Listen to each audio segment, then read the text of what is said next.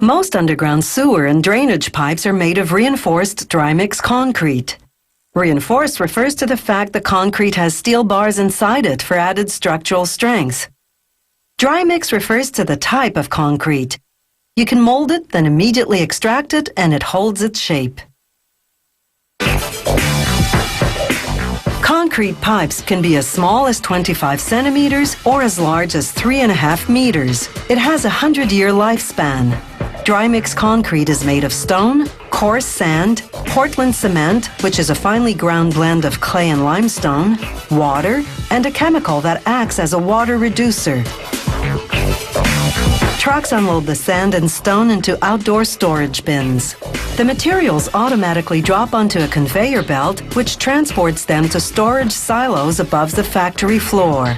The cement arrives by cement tanker, which blows it into a silo. All the silos feed the mixer. As the ingredients blend, the cement and water combine to form a paste that coats the sand and stone. The water reducer enables them to use minimal water. The less water, the stronger and more durable the concrete. Meanwhile, workers use a special machine to build what's called the cage, a circular steel frame that will form the pipe's internal structure, its backbone. They insert 2.5-meter-long steel rods in a circular configuration, pushing each rod partway through the machine to the other side. There, an automated spot welder fuses a steel cable to one rod. Then the machine begins turning, winding the cable tightly around the rods. Here, a worker is turning the machine manually just to show us the process in slow motion. This is what it looks like at the normal automated speed. As the rods pass through the machine, the welder fuses the cable to them in one continuous spiral. As the spiraled cable reaches the end of the rods, the machine's claws spread outward, forming a wider section on the end. This is called the bell section. Workers position it on a base ring designed to hold the cage in place.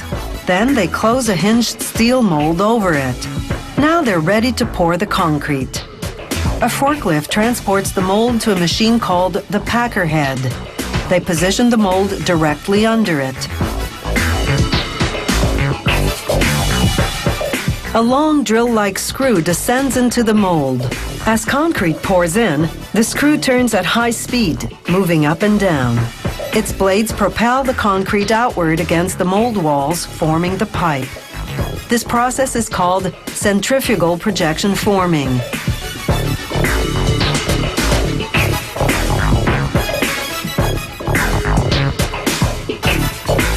The process for making large diameter pipes is slightly different. A welder fuses spacers to the cage, both inside and out. These will center the cage inside the mold.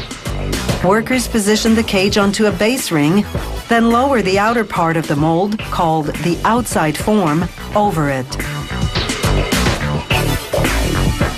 After securing it to the ring, they lower the unit over the smaller inner part of the mold, called the inside form.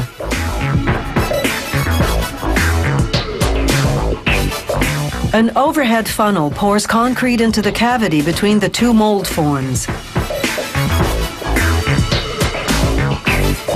Powerful electrical vibrators shake the mold.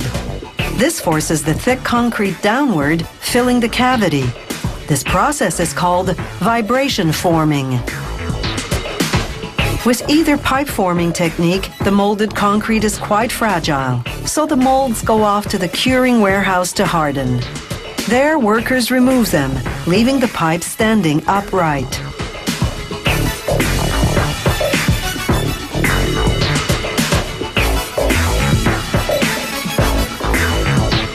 Steam hoses transform the curing warehouse into a sauna.